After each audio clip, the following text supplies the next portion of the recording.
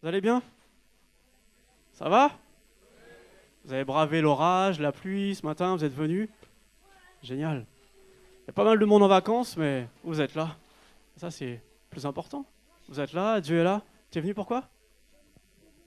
Pour ton bras, on va prier pour ton bras alors. Amen. Tu crois que tu peux être guéri? Amen. Alléluia. Ben, sois guéri dans le nom de Jésus. Ça, c'est une belle proclamation, ça. Donc, bienvenue à tout le monde. On a la joie d'avoir notre frère Johnny de retour parmi nous ce matin. Ça fait plaisir. Il est revenu avec un... Voilà. On peut applaudir le Seigneur. Il est revenu en bonne santé, avec un cœur tout neuf. Amen. Merci d'être là. Bienvenue au couple, à la famille qui vient des Pays-Bas, fidèlement là tous les étés. Soyez les bienvenus.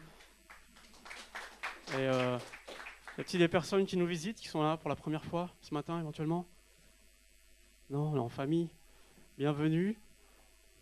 Et ce matin, alors que je prenais mon café, j'avais la pensée du message d'Elisabeth la semaine dernière qui disait qu'on doit être dans l'attente et dans la persévérance. Et je me suis dit, qu'est-ce que j'ai fait de ce message cette semaine? Et je vous pose la question, qu'est-ce que vous avez fait de ce message cette semaine? Est-ce que vous êtes resté dans l'attente, dans la persévérance, dans l'espérance que Dieu va répondre, va exaucer une prière pour telle ou telle situation dans votre vie? Et je me suis posé la question moi-même ce matin. Et j'ai eu ce passage qui m'est venu, je vais vous le lire. Et dans Romains 5, Romains 5, 5 nous dit, à partir du verset 1 même, nous dit « Puisque nous avons été déclarés justes en raison de notre foi, nous sommes en paix avec Dieu grâce à notre Seigneur Jésus-Christ. Par lui, nous avons eu accès au moyen de la foi à ce don gratuit de Dieu dans lequel nous nous trouvons désormais établis. Et notre fierté se fonde sur l'espérance d'avoir part à la gloire de Dieu. Mieux encore, nous tirons fierté même de nos détresses, car nous savons que la détresse produit la persévérance. La persévérance conduit à la victoire dans l'épreuve, et la victoire dans l'épreuve nourrit l'espérance. Or, notre espérance ne risque pas d'être déçue, car Dieu a versé son amour dans nos cœurs par l'Esprit Saint qu'il nous a donné. Amen. Notre espérance ne risque pas d'être déçue parce que Dieu a versé son amour dans nos cœurs. C'est son amour, c'est même pas l'amour qu'on a pour lui, c'est son amour qui compte. Parce que nous, on peut être infidèles parfois, mais comme on l'a chanté tout à l'heure, son amour demeure. Ton amour demeure, Dieu. Et merci, Seigneur, pour ça. J'aimerais juste vous encourager à relire ce passage chez vous et à espérer, à continuer à être dans l'attente. Donc voilà, soyez bénis pour ça. Et c'est pas moi qui prêche ce matin, je vais m'arrêter là. Mais ce matin, on a un invité d'exception. On a l'honneur, la joie d'avoir quelqu'un qui vient de l'extérieur, qui s'appelle Jean-Daniel Gloser. Et je ne le connais pas personnellement, donc je vais laisser notre ami Kurt le présenter. Kurt, si tu veux bien, s'il te plaît, parce que tu seras plus à même de le faire. Tu le connais mieux que moi, donc voilà, je te remercie. Merci. Bonjour, chers sœurs et frères. C'est non seulement un privilège, mais aussi une joie de pouvoir vous présenter un ami cher avec sa famille, si vous voulez vous avancer. Jean-Daniel avec Pascaline Gloser et puis les 3 enfants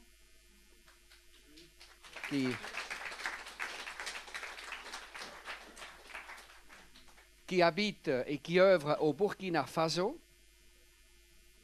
Il y a 4 ans, nous avons, Lise et moi, donné un enseignement finances publiques et économie du royaume de Dieu. Et parmi 200 têtes noires, il y avait une tête blanche devant à droite, alors on ne pouvait pas la rater, les oreilles tendues.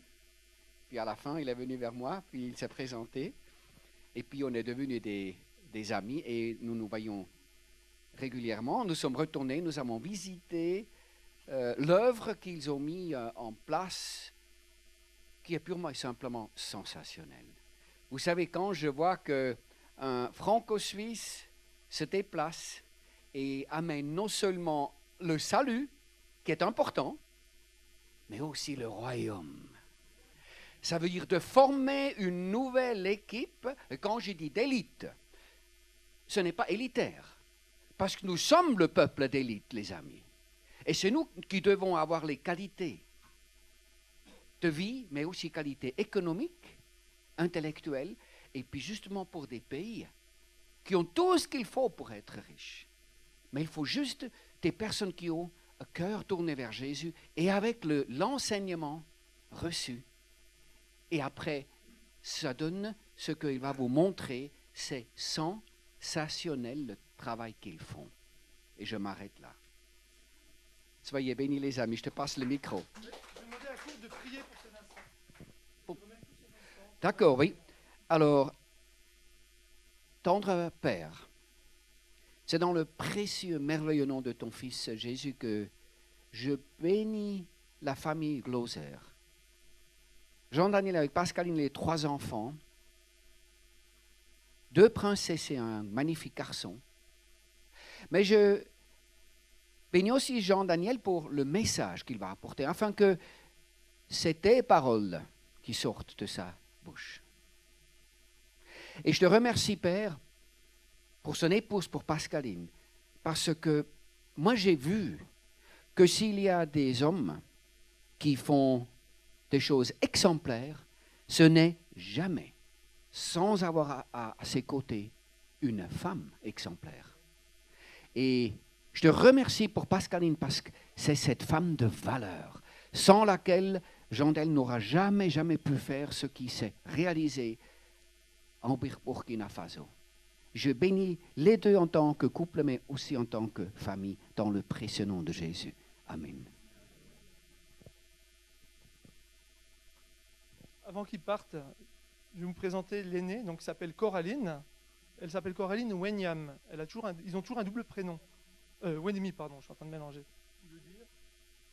Dieu connaît toutes choses. Ilian s'appelle Wenkuni. Le don parfait de Dieu. Et la petite, c'est Manuel Wenyam, la petite dernière, qui a 3 ans et demi. La volonté parfaite de Dieu. Voilà. Voilà. Rejoignez vos places, les enfants. Peut-être si vous pouvez lancer le premier diaporama en PowerPoint, ça ne va pas être long du tout. Je vais juste prendre 5 minutes pour présenter rapidement l'école. D'abord, je remercie vraiment les pasteurs locaux de l'église locale ici qui m'ont accueilli, qui m'offrent la possibilité d'être devant vous ce matin. C'est un cadeau du ciel de pouvoir partager sa foi, de pouvoir échanger avec vous. Et je remercie Kurt et Lise qui m'ont fait découvrir déjà l'église Elim, je ne la connaissais pas, vos pasteurs, et qui m'ont invité à témoigner il y a 2 mois et demi de cela à Ambilly. Et donc c'est un beau cadeau d'être ici parmi vous ce matin.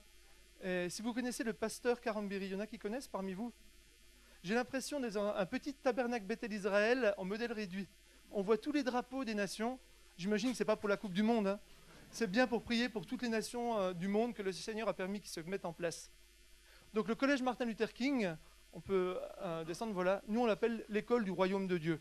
C'est une vision que j'ai reçue il y a 15 ans en arrière. Donne-moi cette montagne. 15 ans. Qui proclame cette parole? Donne-moi cette montagne. Les enfants les plus jeunes, c'est Caleb. Il avait 15 ans, il avait 20 ans quand il a proclamé cette parole. Il en avait 80. C'est un processus avec le Seigneur avant de rentrer dans ses bénédictions. C'est la même chose avec cette école. Je l'ai reçue en 95 quand je suis parti enseigner pendant 2 ans dans une école évangélique. Et je me suis rendu compte qu'il n'y avait aucune école d'excellence pour les Burkinabés avec un programme burkinabé et dans la crainte des valeurs la crainte de Dieu. Et donc, je suis parti en France, je me suis marié avec mon épouse, qui est de là-bas, et 15 ans après, Dieu a permis que cette école voie le jour. Donc, vous voyez le premier bâtiment qui était sorti de terre, qui est le collège. Donc, vous avez 4 salles de classe, une salle informatique, une bibliothèque et des bureaux. On peut tourner. Les objectifs du projet, c'est pour rappeler un peu ce que disait Kurt, c'est vraiment promouvoir une stratégie originale de tête, qui vise à mettre en place un établissement volontairement élitiste, parce qu'on est des princes et des princesses pour l'éternel, tout en veillant à développer une mixité sociale. Et puis deuxièmement, on a besoin de former des élites responsables en Afrique, des véritables leaders capables de participer de façon responsable au développement de leur nation dans la crainte du Seigneur. L'Afrique, comme l'a dit Kurt, a tout. Son seul problème, c'est le leadership. Ils n'ont pas des leaders qui ont la crainte de Dieu, ils ont des leaders qui se servent au lieu de servir. On va vous montrer quelques photos donc, des infrastructures. Vous voyez les salles de classe. Honnêtement, c'est parmi les plus jolies salles de classe au Burkina. J'ai enseigné à l'école française. On offre à nos enfants le meilleur parce qu'ils sont le meilleur que Dieu nous confie. Ça, c'est la classe de 6e. On peut continuer. Nous avons une salle informatique parce qu'on se rend compte qu'aujourd'hui, quand on parle de fracture numérique, ce n'est pas un vain mot. Aujourd'hui, faire des études sans faire d'informatique, c'est se condamner quasiment à être retardataire, retardé par rapport au progrès. On peut continuer. On a une bibliothèque. On peut encore passer. On a un dortoir pour les garçons de 100 places. En fait, c'est conçu autour d'un patio central avec 10 chambres. Et puis on peut continuer encore. Le réfectoire, Dieu a fait grâce. On a des réfectoires, on peut manger à 200 et on fait tous les cultes le dimanche matin là-bas ensemble. Et chaque matin, cette année, on était au minimum 80 au culte. Et on peut continuer. Et puis, vous savez qu'on va en parler tout à l'heure, il n'existe pas de grand leader seul. Le pasteur Carambri nous a dit une fois, mais ma pire crainte, ça serait d'arriver au ciel, Jésus m'ouvre les bras, je me retourne, il n'y a personne derrière moi. Un leader prépare justement sa succession, prépare des jeunes pour les préparer à des responsabilités le plus tôt possible. Et vous avez toute notre jeune équipe qu'on appelle notre génération Timothée, à part le petit jeune qui est venu faire un stage à gauche, il est un peu blanc comme moi, quoi. Mais il est venu pendant 6 mois venir appuyer notre équipe. Il n'était pas chrétien, mais il a participé à toutes les activités. Il faut savoir que les élèves se lèvent à 5 heures le matin. On commence par une méditation de la parole et un moment de prière ensemble. Et on commence chaque début de journée par la prière en commun. Et on va jusqu'à midi, et de 15h à 17h. Et à chaque interruption, on s'aligne et on prie ensemble. Et c'est une école où on vit l'amour, c'est une famille. On cherche à mettre en place une famille qui sera un réseau par la suite qui s'étendra à travers tout le Burkina, mais on espère à travers toute l'Afrique, avec des hommes et des femmes qui seront enracinés dans leur identité en Christ et qui auront maintenant les capacités de gérer les richesses que Dieu a mis en Afrique. Il en a mis d'énormes. Mais aujourd'hui, elles sont mal gérées. On a besoin de gérants et d'arrêter de croire que tout nous appartient. Nous ne sommes que les gérants du Seigneur. Je crois que c'est terminé après. Donc, voilà. Et puis, ça, c'est vraiment une fierté pour moi aujourd'hui. C'est que j'aurais jamais imaginé ça il y a 4 ans en arrière. Elle n'a que 4 ans, cette école. Aujourd'hui, on a 14 enseignants. On peut continuer. 5 surveillants. 4 personnels administratifs. Et 11 personnels d'appui, donc les cuisinières, etc. C'est-à-dire qu'en 4 ans, Dieu a permis que 34 familles vivent grâce à ce collège. Et moi, c'est une fierté.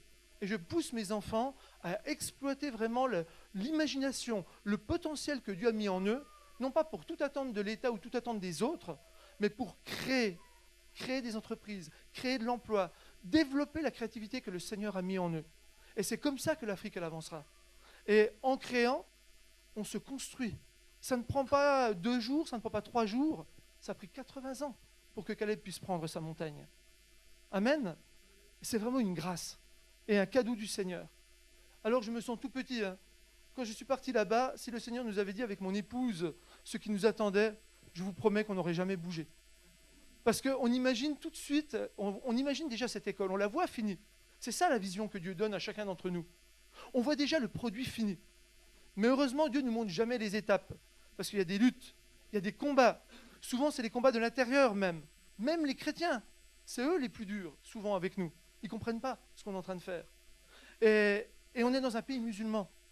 Ce pays, aujourd'hui, il y a 15 ans en arrière, il y avait moitié-moitié chrétiens musulmans. Aujourd'hui, c'est plus de 60% musulmans. Les évangéliques ne pèsent que 5% de la population. Et comme je dis souvent, les musulmans, par simple reproduction naturelle, ils ont droit à 4 femmes. En une génération ou 2, ils peuvent transformer le pays en pays musulman et islamique. Nous, en tant que chrétiens, c'est un peu la même chose en France. Si on ne fait pas attention, on peut s'éteindre. On a besoin de se reproduire. On a besoin d'avoir des pères et des mères spirituels. Des pères et des mères qui enfantent des enfants de Dieu. Et nous, là-bas, c'est encore pire qu'ici. Encore que, si vous regardez la société dans laquelle vous vivez aujourd'hui, nous, on regarde ça avec beaucoup de recul depuis l'Afrique, on se rend compte que ça devient de plus en plus dur de vivre sa foi. De plus en plus dur d'affirmer les lois et les principes du Seigneur. Et que même aujourd'hui en France, on peut craindre la prison ou en tout cas les problèmes avec les autorités. Et si vous ne faites pas attention, si l'Église se dort, si l'Église vit sur ses lauriers, on risque de se réveiller avec des lendemains très difficiles d'ici 10 ou 15 ans. Moi, je suis parti en 2008 avec mon épouse. À ce propos, quand je parle, c'est comme si elle était avec moi, on ne fait qu'un. Comme l'a dit Kurt, sans Pascaline, il n'y aurait rien de tout ça. Vous savez, nos femmes, c'est elles qui nous poussent, c'est elles qui croient en nous. Ce sont nos boucliers de prière. C'est celle qui voit en nous le meilleur, qui voit les capacités et qui nous taille un peu comme le diamant. Alors des fois, ça fait mal. Hein. Des fois, on aimerait bien qu'elle se taise. Mais les seules qui vont nous dire la vérité, souvent, ce sont nos épouses. Et pourquoi ? Parce qu'elles nous aiment et qu'elles veulent le meilleur pour nous. Quand je vois Lise, je vois ma Pascaline, un petit peu plus âgée, mais avec la même foi, avec le même amour pour son mari. Elle le pousse, elle le canalise, elle le tempère parfois, mais jamais elle ne l'arrête. Elle le pousse toujours en avant. Que vous soyez toutes des épouses comme ça au nom de Jésus. Amen. Alors ce matin, plutôt qu'un message, moi j'aurais aimé qu'on s'exhorte ensemble. Et pendant le message, j'ai préparé un melting pot de photos, on peut les passer en diaporama du collège. Ça vous montrera un petit peu tout ce qu'on vit. Les vies quotidiennes, les bâtiments. On a une ferme, on fait de l'agriculture avec nos enfants, pour leur rappeler que la valeur première de Dieu, le premier métier qu'il a créé, c'est paysan, c'est agriculteur. On fait de l'élevage un peu avec eux. Ils travaillent, ils participent à toutes les tâches ménagères. On essaie d'en faire des êtres complets et parfaits. Ça, c'est le dimanche matin au culte. Donc, je vais laisser peut-être passer une fois, puis après vous couper, parce que sinon on va se concentrer sur les images et pas forcément sur la parole. Et ce matin, quand je vais parler, je ne veux pas que ce soit moi qui parle. Je veux que ce soit le Seigneur à travers moi qui vous parle et qui vous bénisse. Comme le dit Kurt souvent, quand on l'applaudissait au Burkina, il est passé devant 5000 personnes, il dit non, là-haut. Toute la gloire revient à notre Seigneur, à notre Dieu, qui nous aime, qui nous chérit, qui était jusqu'à donner son Fils unique à la croix pour nous sauver et nous purifier par son sang. Et qu'est-ce qu'on fait en retour, nous les chrétiens ? Souvent, je suis découragé dans certaines églises quand je passe en France, mais pas chez vous. J'étais encouragé parce que j'ai vu une église vivante. J'ai vu des hommes et des femmes qui ont faim et soif du Seigneur. Et c'est de ça que l'église a besoin ce matin. On n'a pas besoin de gens statiques. L'église n'est pas un endroit où on chauffe les bancs.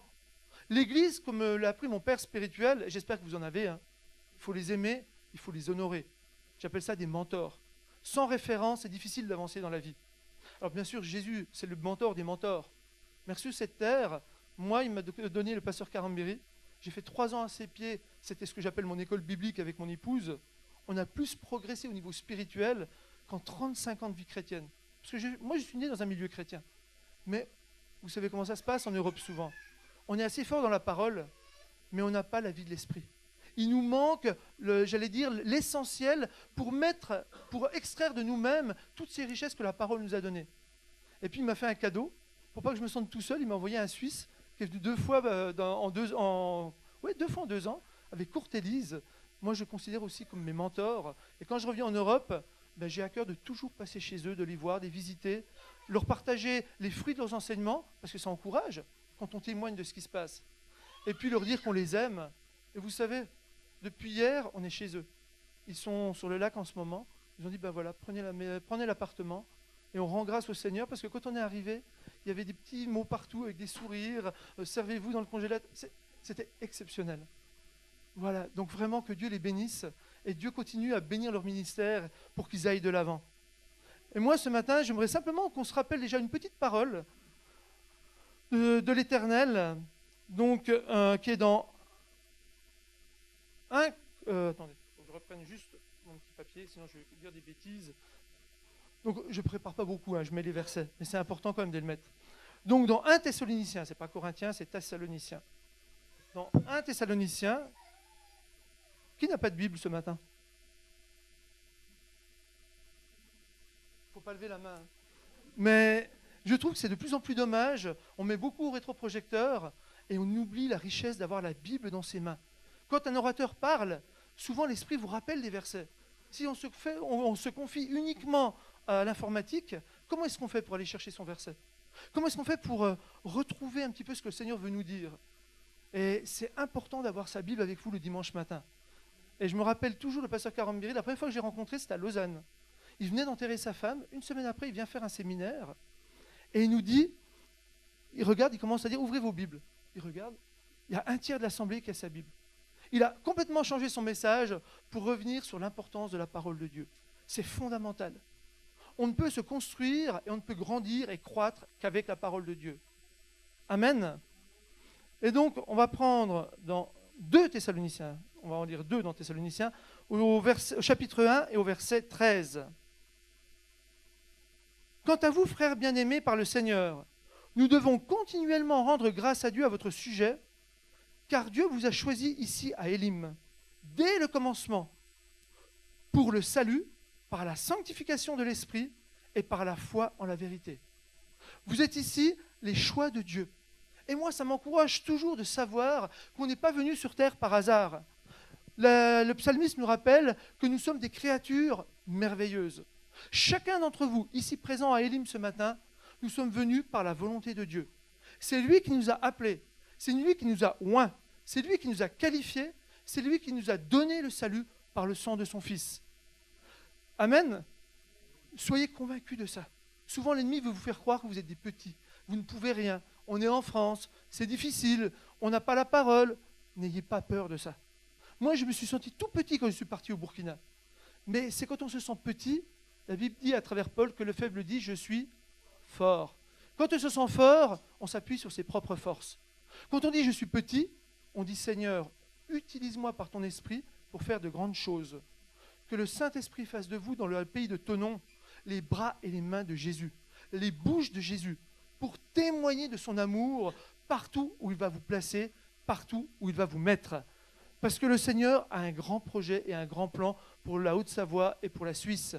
Vous êtes là pour rayonner, pour manifester la gloire de Dieu, comme nous on essaye de le faire, comme vous le voyez sur ces photos, au Burkina Faso. Alors tout le monde n'est pas appelé à aller aussi loin, mais tout le monde est appelé par Jésus à dominer, régner dans un domaine de sa vie. Amen.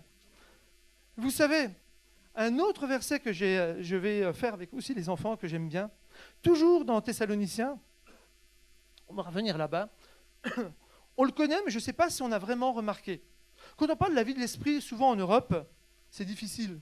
Les gens ne comprennent pas. Qu'est-ce que ça veut dire, être spirituel? Et dans 1 Thessaloniciens 5, au verset 23, j'ai eu une révélation un jour, toujours grâce à un de mes mentors, que le Dieu de paix vous sanctifie lui-même tout entier ici à Élim ce matin. Que tout votre être, l'esprit, l'âme et le corps, soient conservés sans reproche à l'avènement de notre Seigneur Jésus. Amen. Et là, on doit comprendre que quand on parle d'être chrétien, ce n'est pas le corps physique qu'on vient asseoir sur le banc d'une église le matin. Ce n'est pas ça. On doit venir entier. On doit préparer, nettoyer, équiper, nourrir l'entièreté de notre corps. Je ne sais pas s'il y aurait 3 enfants pour venir.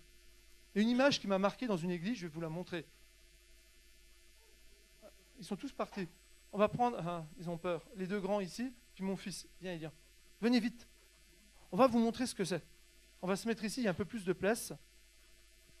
Il faut avoir des images souvent qui parlent. On va mettre le petit, le plus grand devant, au milieu, le plus grand et le petit derrière. Voilà l'être entier d'un homme ce matin qui est ici présent ou d'une femme. Vous avez d'abord la chair, le corps. C'est l'enveloppe. Mais regardez le temps qu'on passe à entretenir ce corps. Regardez comment on le chérit. Dès qu'il y a une petite souffrance, comme on va se plaindre. Et nous, les hommes, plus que les femmes, on a des grandes chochottes. On a du mal à supporter la douleur. Moi, le premier. Vous avez ensuite l'âme. L'âme, c'est le siège. Elle nous pose des problèmes terribles, cette âme. Ce n'est pas le corps. Le corps est neutre pour Jésus. Lui, il obéit seulement à ce on dit derrière. L'âme, c'est le siège des émotions. C'est le siège de vos sentiments. Le siège de la colère, le siège de l'intelligence, le siège de la raison. Et puis dernière, le tout petit, là, c'est l'esprit. L'esprit que Dieu met en vous à partir du moment où vous devenez chrétien, vous faites votre prière de repentance. C'est ce qu'on appelle la nouvelle naissance, la nouvelle création. Et votre esprit, lui, il est uni à l'esprit de Jésus. Il ne pose jamais problème. Cet esprit, il est purifié une fois pour toutes. Il est uni avec l'esprit de Jésus. Mais malheureusement, on est dans un corps, une enveloppe sur terre. Et il faut vivre avec ça. Et moi, ce qui me fait mal au cœur, c'est que dans beaucoup d'églises, on vous parle dans la Bible de chrétiens charnels. Le chrétien charnel, c'est quoi? Ils sont 3. Forcément, dans une famille, quand il y en a 3, il y en a toujours 2 qui s'entendent mieux qu'avec le 3e. Il y a toujours 2 contre 1. Et malheureusement, tu mets la main sur l'épaule, c'est comme une locomotive. C'est souvent l'âme qui dirige le corps. Et l'esprit, il est tout petit derrière.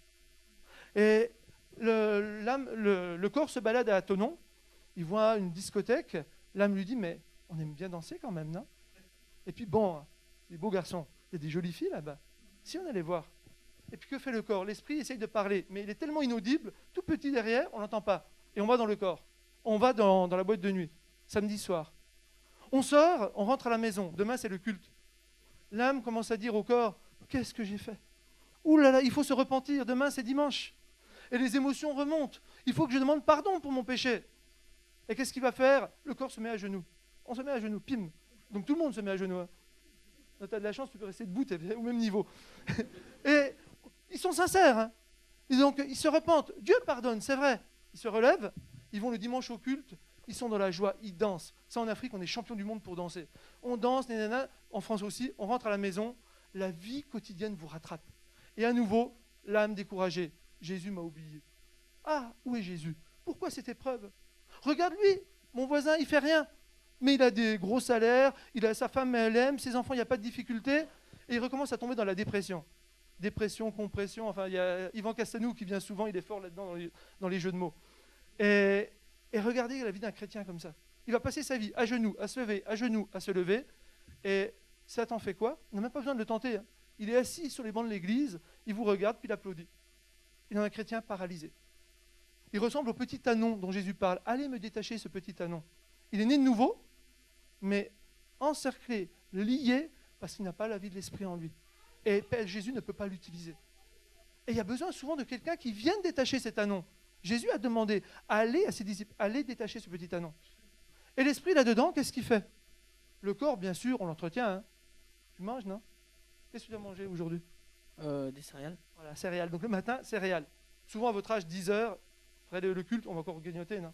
Après le repas de midi, 16 heures, puis 20 heures, puis 23 heures, à cet âge-là, ça se relève parfois pour manger. Donc le corps, on le nourrit très bien. Donc le corps, lui, il n'a pas de problème, il est en bonne santé.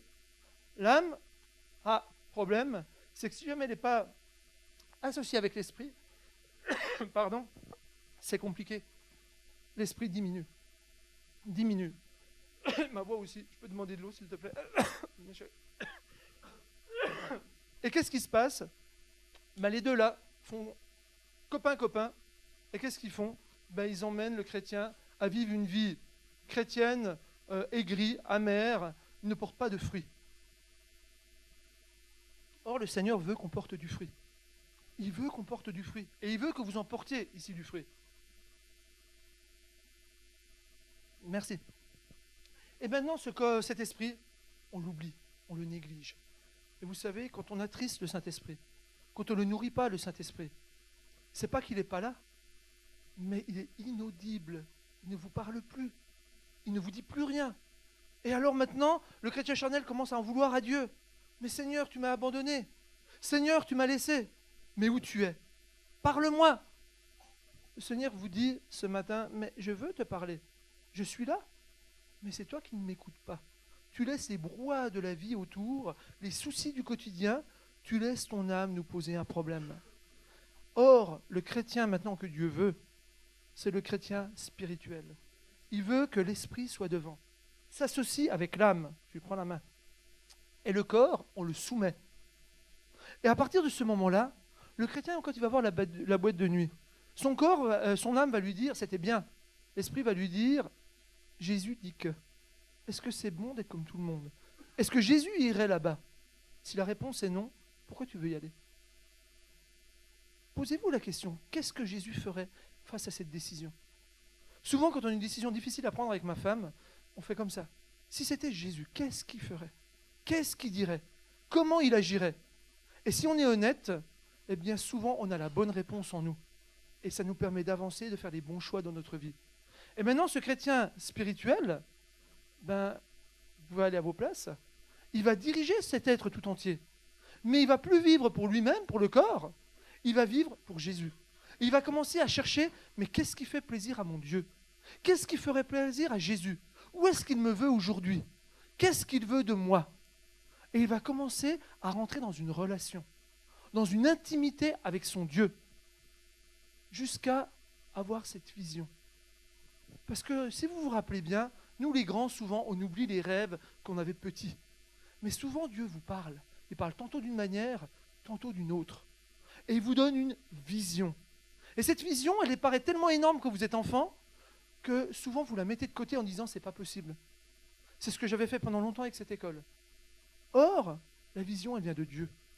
Et si Dieu vous donne une vision qui paraît impossible, Il y a de grandes chances que ça vienne de lui et pas de Satan ni de vous-même. Parce que vous serez obligé de vous appuyer sur lui, vous serez obligé de rechercher sa face au quotidien, de compter sur ses forces, de compter sur son action pour rentrer dans cette vision. Caleb n'aurait jamais pu rentrer dans son héritage s'il n'avait pas eu tout un processus dans sa vie. Combien étaient les espions qui sont partis ? 12. 12. Et parmi les 12, combien ont été fidèles à la vision que Dieu avait donnée au peuple ? 2 seulement. Ça ne vous interpelle pas quand vous entendez ça ?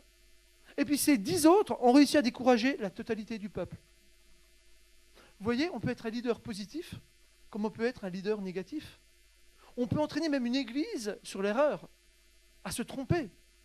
C'est la raison pour laquelle il faut toujours prier pour vos leaders, toujours intercéder pour vos pasteurs, que Dieu incline leur cœur vers sa parole, que Dieu les touche, que Dieu les bénisse, que Dieu les renouvelle. Ils peuvent se tromper, tout le monde peut se tromper.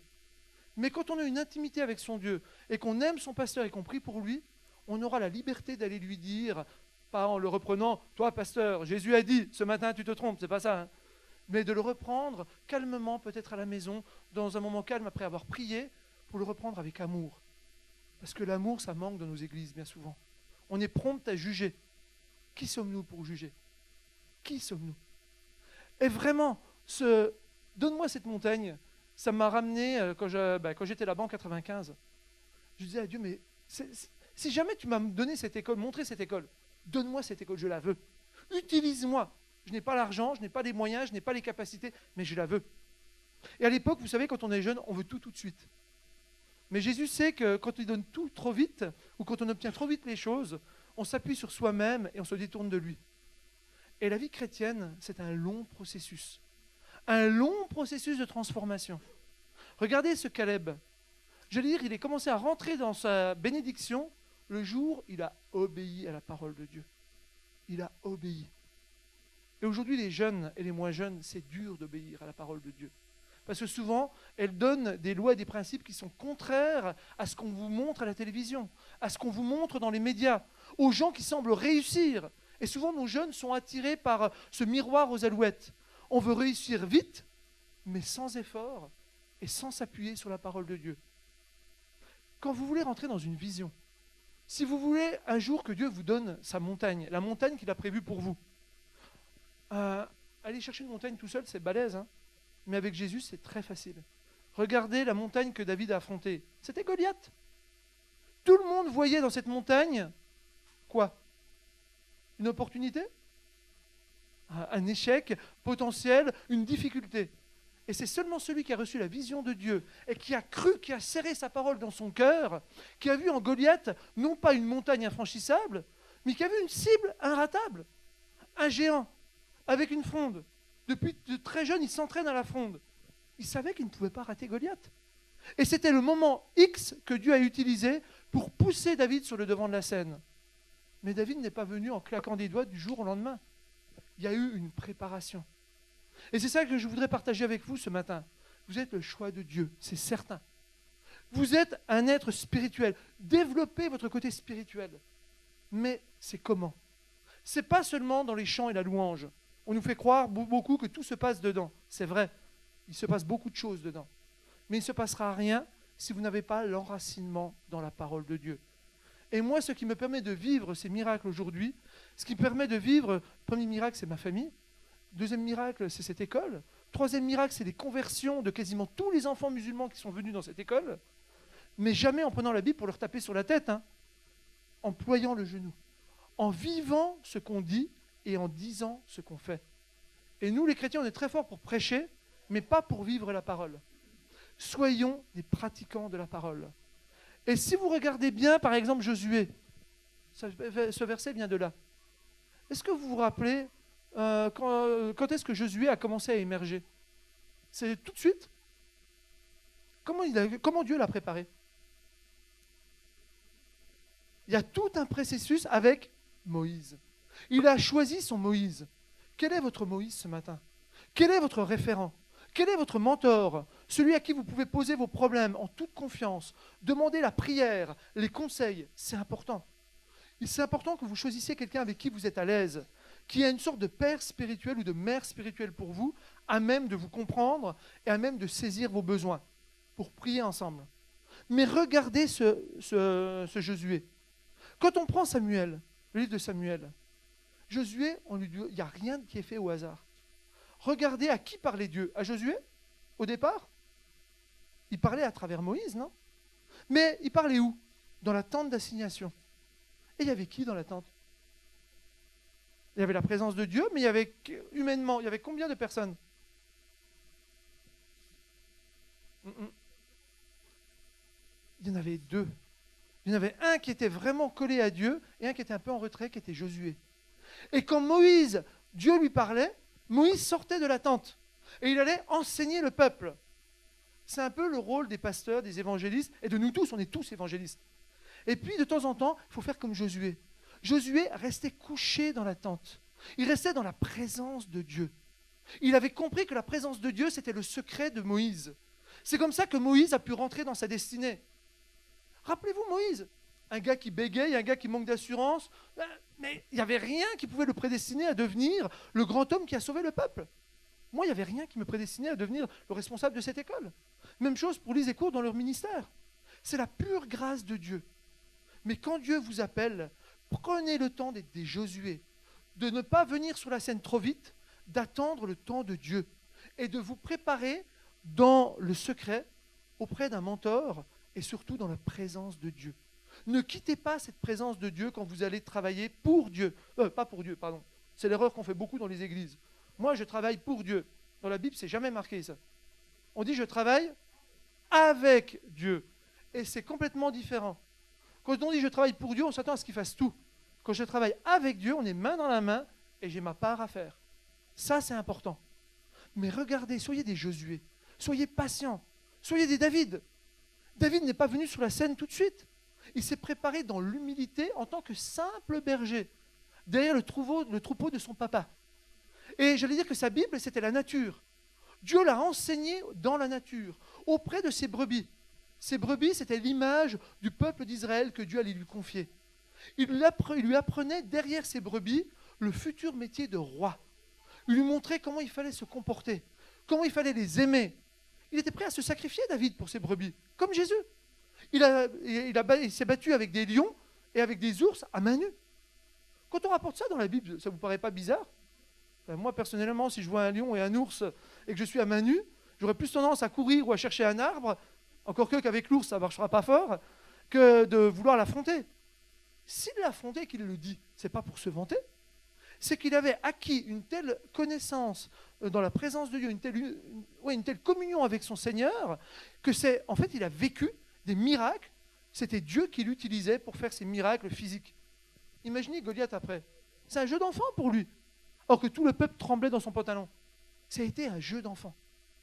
Josué, il s'est préparé. Prenez David. Son mentor, c'était qui? Le mentor de David, ça a été qui? Alors au niveau spirituel, c'était Samuel. Au niveau du roi, ça a même été Saül. Il l'a utilisé comme un mentor. Et regardez, David a dit quoi? Même si je sais que c'est moi le roi, est-ce qu'il s'est débarrassé de Saül? Non, parce que c'était loin de l'Éternel, celui que l'Éternel avait choisi. Des fois, on n'est pas d'accord avec son pasteur. On n'est pas d'accord avec son église. Combien de chrétiens, au lieu de râler, quitter l'église, en insultant quasiment les gens et en donnant un mauvais témoignage, font comme David, restent dans l'humilité. Prie pour Saül. Il avait vraiment à cœur Saül. Il aurait voulu que Saül soit pardonné par Dieu et qu'il rentre dans son héritage. Il ne se battait pas. Il savait que son tour viendrait. Mais il ne voulait pas être celui qui allait faire chuter David par sa propre volonté. Il a su attendre. Soyons des chrétiens responsables. Portons nos pasteurs. Portons nos responsables. Portons nos missionnaires. Souvent, c'est la dernière roue du carrosse. Il faut penser à ce qui se passe à l'extérieur. Évangéliser. N'ayez pas peur. N'ayez pas peur. Et un troisième exemple qu'on peut prendre encore dans la parole de Dieu, c'est Jésus. C'est le divin exemple. Regardez Jésus. Comment il s'est préparé depuis tout petit? Tout petit, il courait après la parole de Dieu. Il allait dans les synagogues, il allait poser des questions aux chefs religieux. Puis après, qu'est-ce qu'il faisait? Une fois qu'il a reçu l'onction de l'Esprit, il se retirait à tout moment dans les montagnes. Il se mettait dans la présence de Dieu. Pourquoi? Parce qu'il savait que pour avoir un ministère béni et efficace, il faut être dans la communion quotidienne avec notre Dieu. Ça, c'est une première chose. Et puis, deuxième chose, il fallait être à l'écoute de sa parole. Une parole, comme le dit Proverbe au psaume 119, révélée par le Saint-Esprit. On a beaucoup de chrétiens, moi je viens d'un milieu, vous connaissez peut-être, d'arbistes en France. C'est un milieu, c'est le plus fermé de chez fermé. Les femmes ne prient pas, elles ne mettaient pas de bijoux, elles venaient voilées, on ne mettait pas de pantalon, ça c'était dans mon enfance. Mais j'ai appris une chose avec eux, parce que dans toute chose il faut apprendre le bon, ils avaient un amour de la parole de Dieu. Ils la connaissaient, ils la méditaient, mais c'est une parole qui restait sèche. Il manquait la vie de l'esprit. Ils n'avaient pas la clé, ils avaient perdu la clé pour rendre cette parole vivante et efficace dans leur vie. Il leur manquait la vie du Saint-Esprit. Et moi, il a fallu que Dieu m'envoie en Afrique pour comprendre ça. Et de faire l'union des deux. L'un sans l'autre, c'est une cymbale qui retentit. Ça ne va pas. On peut avoir toute la vie de l'esprit possible si vous n'avez pas une base solide. Si vous n'avez pas des racines profondes dans la parole de Dieu, vous serez inutile pour Christ. Vous serez des bébés spirituels. Et de la même manière, si j'ai la parole de Dieu sans savoir l'utiliser, la mettre en pratique dans ma vie par la puissance du Saint-Esprit, vous serez même chose des bébés spirituels. Et nos églises sont bourrées de bébés spirituels. Je ne sais pas, j'espère qu'ici ce n'est pas pareil pour les pasteurs, mais les pasteurs perdent un temps fou avec ces bébés spirituels. Au lieu de faire le boulot qu'ils devraient faire, de visite, d'encouragement, d'évangélisation, d'enseignement, à tout moment en Afrique, j'ai un bobo, j'ai une petite question à poser. Le pasteur. Ce n'est pas Dieu, hein. Ce n'est pas la parole, c'est le pasteur. Il faut qu'on apprenne à libérer nos pasteurs et à mûrir, à grandir dans la foi, à devenir des pères et des mères spirituels. Il y a plusieurs saisons, comme dans la vie au niveau spirituel. Il y a l'enfance. Papa Carambéry, comme j'aime l'appeler, dit c'est 3 ans. Après ta conversion, c'est 3 ans. Jésus, lui, son ministère, c'était 3 ans. Après 3 ans, les disciples étaient mûrs. Oui ou non? Et pourquoi nous, on veut faire plus que ça? Il y a des gens qui vont faire 15 ans dans l'église, leur vie ne change pas, ils n'ont jamais parlé de Dieu à quelqu'un, ils ont honte, ils n'osent pas témoigner, ça pose un problème. Ça pose un problème à se demander, mais oui, ils sont sûrement nés de nouveau, mais si Jésus revient, ça sera comme sauvé à travers le feu. Il n'y aura aucune œuvre qui va les suivre. On n'est pas sauvé par les œuvres, mais les œuvres vous suivent. Et dans le ciel, on ne sera pas tous au même niveau. On ne sera pas tous au même niveau. Il y a des gens qui auront des responsabilités, d'autres moins. J'aime à dire que la terre sur laquelle on vit, c'est notre terrain d'entraînement. Dieu nous teste dans notre fidélité, nous teste dans l'amour qu'on a pour lui. Il essaye de voir si on est des bons gérants déjà sur cette terre. Et si on est bons gérants sur cette terre, alors avec Lise, écoute, j'ai appris de la gestion financière, mais le bon gestionnaire du temps que Dieu nous donne, bon gestionnaire des talents que Dieu a mis à votre disposition et vous a donné à chacun d'entre vous. Tout le monde n'est pas fait pour être orateur, tout le monde n'est pas fait pour être chef d'entreprise. Mais dans une église, la personne qui fait rien, c'est une anomalie aux yeux de Dieu. Ça n'existe pas. C'est pas possible. Quelqu'un qui ne bouge pas avec Dieu, en Afrique, ils aiment bien le terme, il devient un chrétien rétrograde, il recule. Avec Dieu, il ne faut pas être statique, il faut avancer. Imaginez que notre ami Caleb soit resté statique. Seigneur, je te prie que tu me donnes cette montagne. Et puis il reste là, il attend un miracle, que Dieu lui amène la montagne sur un plateau. Beaucoup de chrétiens prient comme ça. Il ne se passera absolument rien, mais rien du tout. Par contre, à chaque fois que tu vas impulser, Dieu te donne la vision, impulse un pas. Tu ne sais plus quoi faire après. Dieu va être ta deuxième jambe, il va te faire avancer, te donner la personne, les moyens pour avancer et continuer. Et puis c'est comme ça qu'on avance avec Dieu dans la vie, pas après pas. C'est comme ça qu'on teste sa foi. C'est comme ça que le niveau de foi augmente. C'est comme ça qu'on arrive à, j'ai oublié le terme exact, mais à sortir, j'allais dire, de notre foi les miracles que Dieu a prévus pour nous. Moi, petit, on me disait des miracles, c'était à l'époque des disciples. Ça c'est fini après. Ça n'existe plus. Kurt m'a fait vivre des miracles financiers par l'obéissance à l'enseignement qu'il a donné. Amen. Et jamais j'avais vu ces miracles-là. Je suis malade. Oui, mais il y a les médecins. Donc souvent en Europe, même si on est chrétien, on a foi d'abord dans les médecins. C'est bon, c'est Dieu qui a créé la médecine. Mais si on prie en plus, c'est pas mauvais non plus. Hein. Et parfois, en Afrique, comme il n'y a pas beaucoup de médecins et qu'on n'a pas de moyens, c'est pour ça aussi qu'on voit plus de miracles. On est souvent endormi par le bien-être matériel en Europe. Et on se confie à sa retraite, son assurance santé, la sécurité sociale, le médecin, l'hôpital. Alors que là-bas, quand vous êtes malade au village, il n'y a rien. Donc je peux vous garantir que les prières de foi, c'est vraiment des foi d'enfant. Des foi d'enfant. Et Josué avait une foi d'enfant. David avait une foi d'enfant. Jésus avait une foi d'enfant. C'est-à-dire que c'est quoi avoir une foi d'enfant? C'est croire ce que dit la parole et l'appliquer. Tout bêtement, sans se poser de questions. Or, nous, en France, et je suis français aussi, à moitié, on est dans la patrie du rationalisme, la philosophie des Lumières. On doit tout passer au crible de la raison. Oui, Dieu a dit, mais dans les bonnes églises bien pensantes, on rajoute toujours le « mais ». C'est ce que moi j'appelle la foi négative. Dès qu'on dit le « mais », tout le reste est oublié, on passe à autre chose. Et combien souvent on fait ça dans nos vies? Oui, peut-être Dieu t'a appelé, mais depuis des années tu dis « mais ». Mais je n'ai pas la qualification. Mais je n'ai pas les moyens. Ah, mais je n'ai pas envie peut-être. Mais je suis seul. Dieu te dit ce matin, la vision que je t'ai donnée, il y a 10 ans, 15 ans, 30 ans, elle est encore pour toi, elle est d'actualité. Rentre dans la vision que Dieu t'a donnée. Rentre comme Caleb. Demande à Christ, demande à Dieu, crie-lui, donne-moi cette montagne. Ma montagne, je la veux maintenant. Je suis passé à côté pendant 40 ans. Caleb, c'est ce qu'il a fait. C'était même pas sa faute. C'est la faute du peuple. Mais il était persévérant. Il a fait, on a parlé de persévérance dans le message de la semaine dernière. Soyez des chrétiens persévérants. Ce n'est pas parce que Dieu n'obéit pas tout de suite à vos prières, et puis il n'est pas obligé de vous obéir. Mais il y a des promesses. Et ces promesses, c'est je te donnerai tous tes besoins. Je vais pourvoir à tous tes besoins, mais pas à tes désirs. Et souvent, nous, on prend nos désirs pour des réalités dans les églises. Puis après, les chrétiens disent, ouais, mais Dieu ne marche pas. J'ai prié depuis 10 ans, je veux une Ferrari, il ne m'a pas donné. Ben, il n'est pas fou ici, si c'est une Ferrari, tu n'auras pas les moyens de l'entretenir. Pour le premier virage, elle sera au garage, et toi à l'hôpital. Donc il ne va pas te donner. Mais je suis convaincu d'une chose, comme Matthieu nous le dit, cherchez d'abord le royaume de Dieu et sa justice. Et tout le reste vous sera donné en plus. Il n'a pas dit simplement un peu, mais tout le reste de tes besoins. Est-ce qu'on croit à cette parole? Est-ce qu'on la met en application dans nos vies? C'est ce qu'on fait des Josué, c'est ce qu'on fait des Moïse, c'est ce qu'on fait des Jésus, et c'est ce qu'on fait des Karambiri, des Courtes, des Glossaires, des... J'ai oublié ton nom. Comment? Jérôme et autres. Devenir pasteur en France aujourd'hui, c'est un acte de foi. Hein. On ne sait jamais dans quelle église tu vas trouver.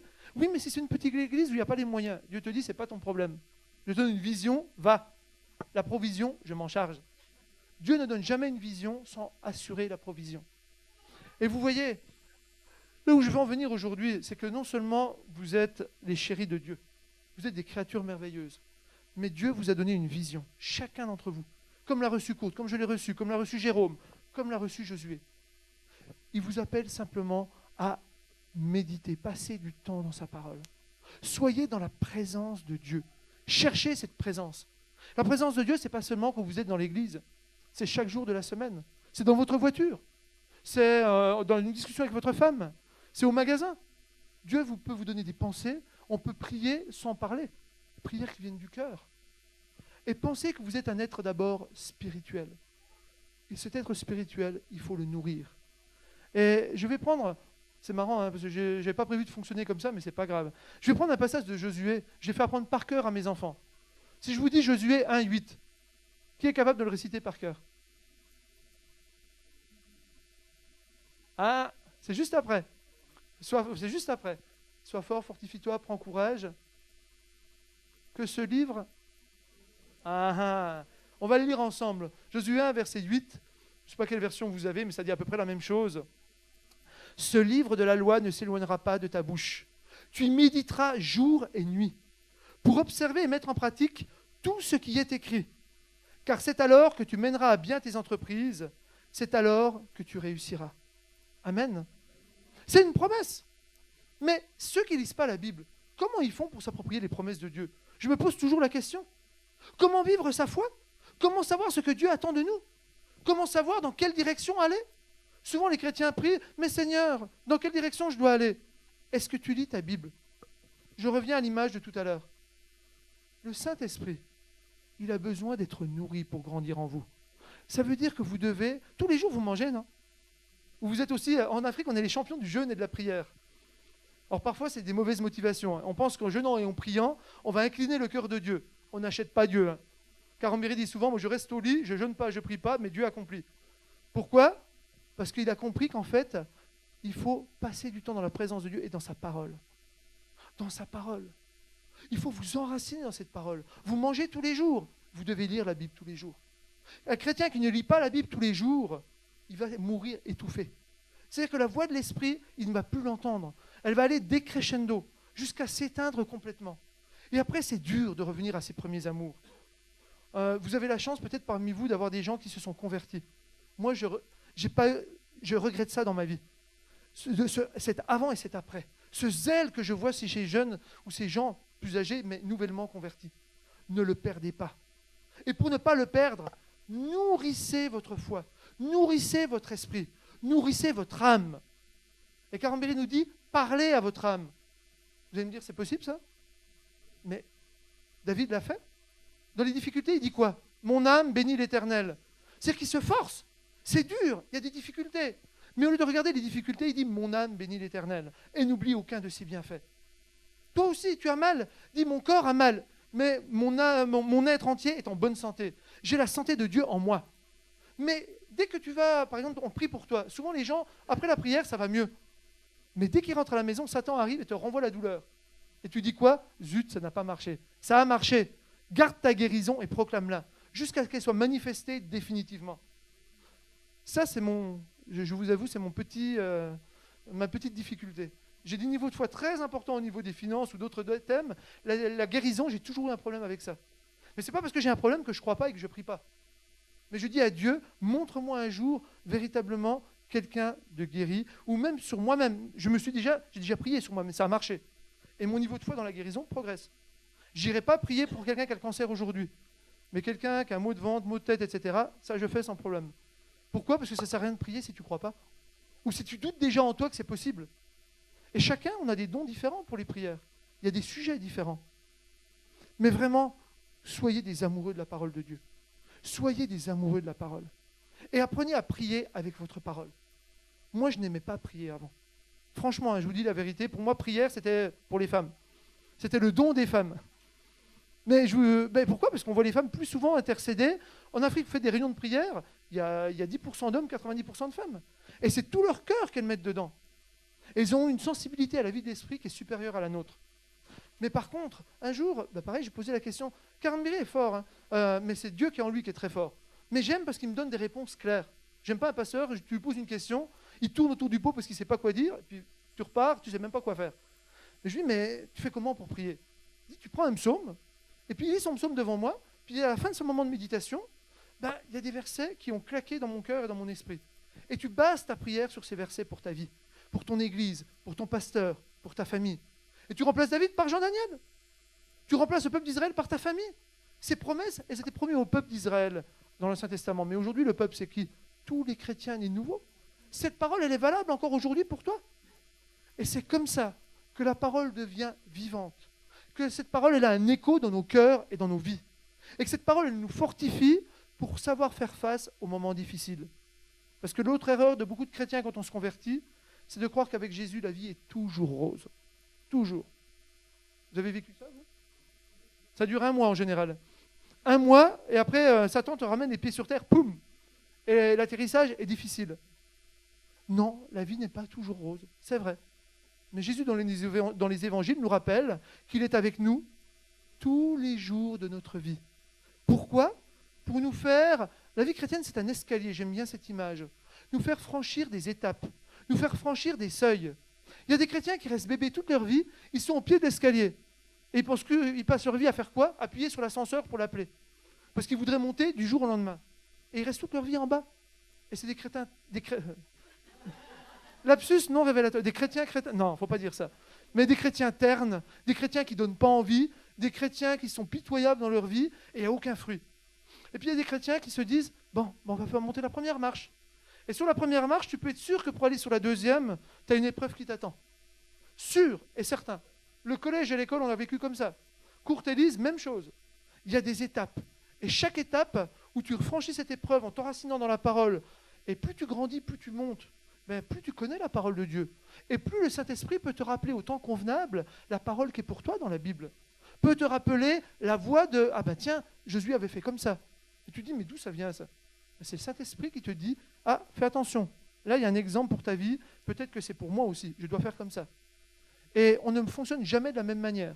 Jamais Jésus n'a fait quasiment 2 fois le même miracle. Il agit tantôt d'une manière, tantôt d'une autre.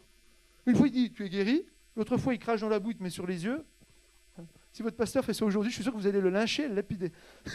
Jésus, à l'époque, qu'est-ce qu'on a dû penser de lui aussi, hein? Il était anticonformiste. Hein. Et donc, cette parole, enracinez-vous. Et vous allez franchir des escaliers, étape après étape, jusqu'à arriver au sommet, quand on sera dans la gloire de Dieu, réunis avec lui au paradis. Et moi, je vous assure que ce qu'on vit en Afrique, j'ai jamais vu des conversions en France. Jamais. Je vous dis la vérité, dans nos églises. Hein. On n'y croyait même pas. On mettait beaucoup d'importance sur les enfants. Mais en Afrique, moi, j'ai vu des dizaines de personnes se donner à Jésus en une journée. Alors, je me méfie de ça aussi. Parce qu'ils sont où ces chrétiens le dimanche suivant? On est content de faire des bilans de croisades, on a eu le temps de convertir, etc. Un an après, ils sont où? Moi, je vous encourage en France plutôt à multiplier les contacts interpersonnels, plutôt que des grandes séances d'évangélisation. Ça va marcher, vous aurez des gens qui vont venir. Ils vont être pris sur le coup. Mais c'est comme la semence qui est dans les ronces, ou sur le roche plutôt. Elle va pousser très vite, elle n'a pas de racines, elle va tomber. Ou alors, il faut mettre en place des équipes pour les suivre, ces jeunes convertis. Il faut les enseigner, leur apprendre la vie de l'esprit, leur montrer comment être guidés dans la vie de la parole de Dieu et dans la lecture de la Bible. Et alors, vous allez voir des miracles. Une église, pour moi, ce n'est pas le nombre qui compte, c'est les cœurs. Moi, je voudrais que nos églises soient remplies de David. Vous savez pourquoi? C'est le seul dans la Bible à qui Dieu dit « l'homme selon le cœur de Dieu ». Moi, je voudrais qu'on soit des hommes, avec un H majuscule, race humaine, des hommes et des femmes, avec le cœur de Dieu. Et si on a le cœur de Dieu, mais qu'est-ce qui est impossible? Absolument rien. Absolument rien. Dans votre commune, vous pouvez faire des miracles. Et je suis sûr que vous en avez déjà fait. Cette église, c'est déjà un miracle. On n'est pas dans une région facile. On est dans une région où il y a beaucoup d'argent. Et quand il y a beaucoup d'argent, qu'est-ce qui se passe? On se détourne de notre Dieu, non, souvent. On se confie dans ses richesses. Quand on réussit, la Bible, on la met au placard, elle commence à prendre la poussière. Donc, ne soyez pas des chrétiens comme ça. Même quand Dieu vous donne la réussite, même quand il vous bénit, maintenez la communion, quotidiennement. Enracinez-vous dans sa parole. Et je vais terminer avec l'exemple de Jésus. Souvent, quand les attaques viennent, elle est venue très tôt ce matin chez moi, 9h15. On nous avait dit, venez à 9h15 à l'église. Je suis arrivé à Thonon, il était là à 9h. J'ai écrit sur un papier le numéro de téléphone de Jérôme, l'adresse de l'église. Impossible de retrouver ce bout de papier. Je commençais à m'énerver dans la voiture. J'ai un caractère un peu sanguin comme Kurt. Je m'énerve vite, mais ça redescend vite aussi, grâce à ma femme. À un moment donné, j'ai dit stop. J'ai essayé d'appeler Kurt, ça ne passait pas, il n'avait pas son portable. On a dit, on prie, Saint-Esprit, montre-nous l'église. Je l'avais retenu rue de Tully, on est passé 3 fois devant. J'aurais jamais imaginé que ce petit café, là, c'était l'entrée de l'église. Aucun panneau Elim. Je me tapais la tête contre les murs. Et on part en ville, on revient, et à un moment donné, ma femme me dit, oh, un Africain avec son fils. Il est où? Il est là. Michel, c'est ça? Voilà. Elle me dit, on va s'arrêter, je suis sûr qu'il va à l'église. On s'arrête, on lui demande, vous connaissez Elim? Oui, j'y vais. On a une petite Clio, on était 5 dedans, on lui dit, montez, on va faire comme en Afrique. Il est monté devant avec son fils, ils étaient 4 derrière, jusqu'à l'église pour ne pas se tromper. Mais j'étais en nage, en sueur, et je me suis dit, mais vraiment, Satan est fort, quoi. Il fait tout pour te déstabiliser jusqu'au dernier moment, quoi. Alors heureusement, vous avez un super moment de louange, ça m'a encouragé, j'ai retrouvé la paix du cœur par vos chants, et puis j'ai dit au Saint-Esprit, de toute manière, hein, c'est pas moi, hein, c'est toi. Tu sais de quoi chacun a besoin ici ce matin. Je ne vous ai jamais vu, je ne vous connais pas, mais il sait que certains parmi vous, et tous parmi vous, vous avez besoin de nourriture spirituelle, besoin d'encouragement et d'exhortation. Et je termine, sans être trop long, si le pasteur me donne encore 5 minutes, parce que moi, mon problème, quand on a un père spirituel comme Karambiri, 20 minutes, en général, c'est l'introduction. Et quand on en tient le crachoir et que c'est bon, ça monte tout seul. Et donc, on ne va pas les lire, mais dans Jean, vous relirez à la maison, vous relirez la tentation de Jésus. Dans Jean 4, versets 1 à 11. Ça m'a toujours plu.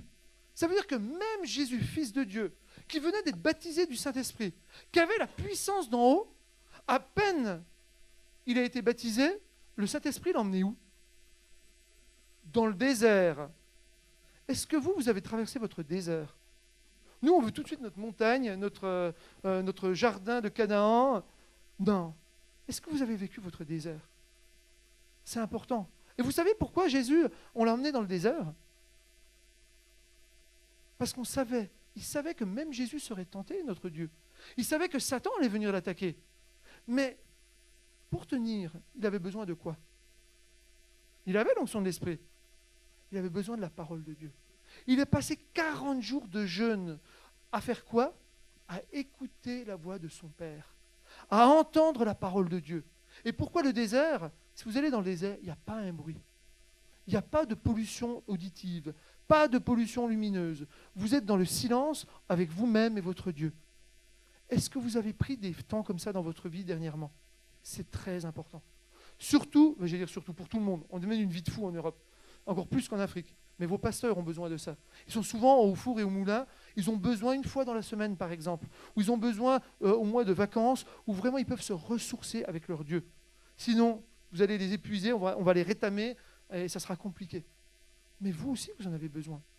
Quand remonte la dernière fois où vous avez dit, je coupe tout, télévision, portable, la voiture, je vais me mettre sur le Salève ou ailleurs, avec ma Bible, et je vais faire un cœur à cœur avec Jésus. Vous savez, comme l'apôtre Jean, c'est lui qui était sur la poitrine de Jésus. Il avait la tête sur sa poitrine. Et c'est lui qui entendait le battement du cœur de Dieu. Et nous, est-ce qu'on entend ce battement encore? Ou est-ce qu'on est tellement pris par les soucis de la vie, tellement pris par le quotidien, tellement pris par les inquiétudes du monde dans lequel on est en train de vivre, qu'on oublie ce cœur à cœur avec Jésus? Et je vous garantis, quand vous faites ce cœur à cœur avec Jésus, là, la terre pourrait s'écrouler. Vous êtes en paix. Vous êtes ressourcés. Vous êtes renouvelés. Et je vous le dis, mais moi-même, j'ai besoin de ce cœur à cœur rapidement. Je sais ça. On a vécu une année très, très compliquée, avec beaucoup d'épreuves dans la foi. À un moment donné, il faut décompresser. Et Jésus lui-même, c'est ça. Donc, sachez revenir à l'essentiel. Un cœur à cœur avec Dieu. Peut-être qu'aujourd'hui, tu es dans une impasse dans ta vie. Tu t'es trompé de route. Dieu te dit, c'est pas grave avec moi. Je suis le Dieu des recommencements. La repentance, c'est quoi? Je m'arrête à un endroit où j'avais quitté Dieu. Je retourne et je retourne reprendre la main de Dieu. Va le lui dire, confesse-le lui. Recherche sa douce présence. Il n'y a pas d'âge pour ça. On peut le faire à votre âge où je sais combien vous êtes sollicité par le monde, par Internet, par des mauvaises choses. Et c'est dur de résister parce qu'on ne veut pas être différent des autres. Mais la Bible vous appelle à être la lumière du monde là où vous êtes, dans vos écoles, dans vos collèges, dans vos entreprises, parmi les amis retraités, dans vos associations. Soyons sel et lumière du monde. Et ça ne pourra se faire qu'à travers l'enracinement dans la parole de Dieu, révélée par le Saint-Esprit. Et pourquoi je parle de cet exemple de Jésus? Parce que regardez, après ces 40 jours, Satan est venu. Il est venu 3 fois. Il est venu une première fois. Seigneur, si tu es fils de Dieu, il amène déjà le doute chez Jésus. C'est la même chose pour vous. Il va te dire, toi tu es fils de Jésus, regarde ta vie, misérable comme ça. Tu es chômeur, ou tu n'y arrives pas, tu échoues dans tes dix. Quand Satan te parle comme ça, tu dis, Satan, tais-toi, ferme-la. La Bible dit que je suis fils de Jésus, et je suis fils de Dieu, c'est mon identité, tu ne peux rien dire contre ça. Il essaie déjà de faire douter. Et après il lui dit, mais tu as faim, dis à ces pierres qu'elles se transforment en pain. Oui ou non? Jésus aurait pu le faire? Bien sûr. Mais s'il l'avait fait, on avait chaud, hein? Et qu'est-ce qu'il a dit? Et c'est ce que je vous invite à faire. C'est pour ça que je vais terminer là-dessus. Il dit, la parole de Dieu dit. Face à tes situations, est-ce que tu es capable, comme Jésus, de dire, la parole de Dieu dit? Ça doit être votre seule boussole, votre seule ligne de conduite. Que dit la parole de Dieu dans cette circonstance dans ma vie? Et regardez, hein, il n'a pas eu une prière personnelle, Jésus, dans sa vie. Il n'a pas eu un mot personnel. Il n'a parlé que la parole de Dieu. Nous, souvent, on fait des prières de commerçants avec Jésus. Seigneur, donne-moi ça, donne-moi la santé, donne-moi l'argent, trouve Marie pour ma... Enfin, trouve Marie. Ça, c'est en Côte d'Ivoire, on enlève les articles. Trouve un mari pour ma fille, etc. On veut que Dieu fasse ce que nous, on veut. Il n'est pas là pour ça. Mais que dit ta parole? Dans l'épreuve qui m'arrive, ta parole dit quoi? Faites-le sincèrement. Mettez-vous à genoux dans un endroit calme et dites à Jésus, qu'est-ce que tu préconises par rapport à cette situation? Et moi, je suis sûr que le Saint-Esprit va vous faire monter une pensée, va vous faire monter une lecture et va te dire, ma parole dit que. Et tu réponds à Satan, la parole de Dieu dit que. Et regardez, il l'a fait 3 fois. Et à la fin des 3 fois, Jésus a répondu quoi à chaque fois? La parole de Dieu dit que? Oui ou non? Il n'a pas eu une parole personnelle. Quand vous voulez négocier, discuter avec lui, Vous voulez commencer à faire copain-copain, là. Il vous met dans la poche, c'est fini. Et vous êtes vidé de votre puissance. Mais faites comme Jésus. La parole de Dieu dit que. Soyez des lecteurs de la parole de Dieu. Soyez des gens qui méditent cette parole. Soyez des gens qui aient des racines profondes, afin qu'au temps de la sécheresse, eh bien, la nourriture, la sève de la parole de Dieu continue à monter à vos cœurs pour transformer vos vies, pour porter du fruit. Un chrétien, j'aime bien l'imaginer comme un joli arbre. Je ne sais pas, un pommier, ou actuellement, les cerisiers étaient magnifiques dans le pays de Gex. Couverts de fruits. C'est ça un chrétien en bonne santé. C'est un arbre, le tronc et ses racines enracinés dans la parole de Dieu. La sève du Saint-Esprit monte, transforme sa vie et produit des fruits, et des fruits en abondance. Et pour finir, Satan a plié bagage, oui ou non? Si, mais on a dit qu'il attendait un moment favorable. Ça veut dire que même quand Satan recule dans votre vie, même quand l'épreuve est surmontée, ne croyez pas que Satan ne reviendra pas. Il reviendra. Et vous savez pourquoi il revient? C'est à cause de nous. On ouvre souvent des portes dans nos cœurs qui sont des petites portes pour Satan ou des petites fenêtres pour qu'il rentre dans nos vies.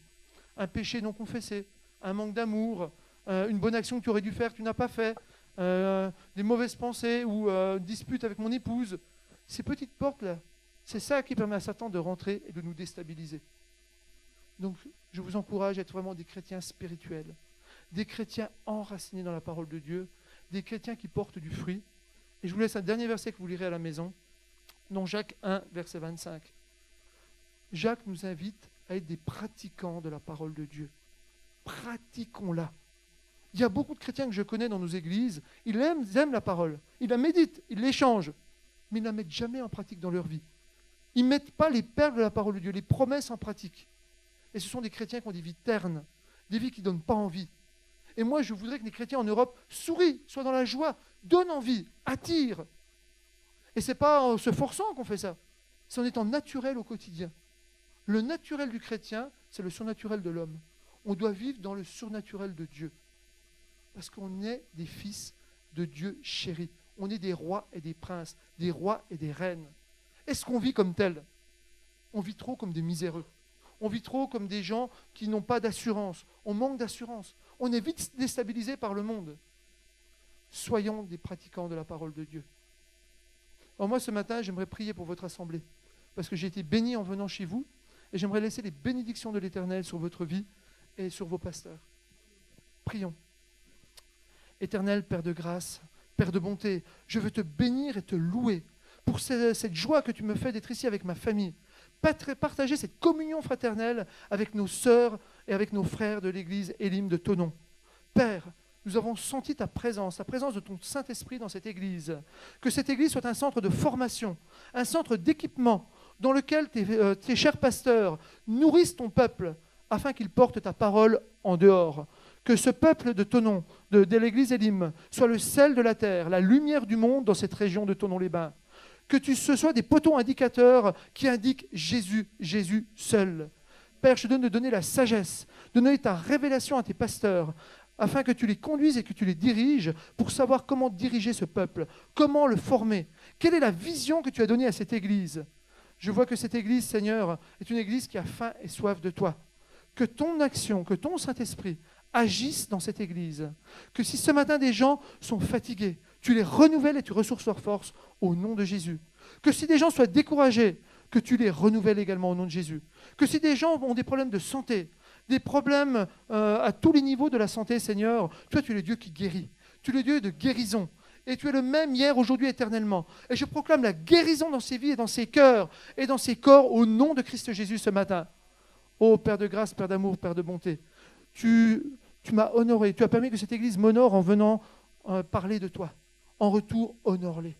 Honore cette église. Amène des nouveaux membres. Amène des membres convaincus qui ont faim et soif de toi. Anime ton peuple de ton nom d'un nouveau zèle pour ta parole. Que cette parole soit vraiment une lumière à leurs pieds, une lumière sur leur sentier. Et qu'ils comprennent, Seigneur, que c'est la base de la croissance spirituelle en toi. Mais une parole révélée par le merveilleux et puissant Saint-Esprit que nous voulons chérir, adorer ce matin. Père, que tout l'honneur et la gloire te reviennent.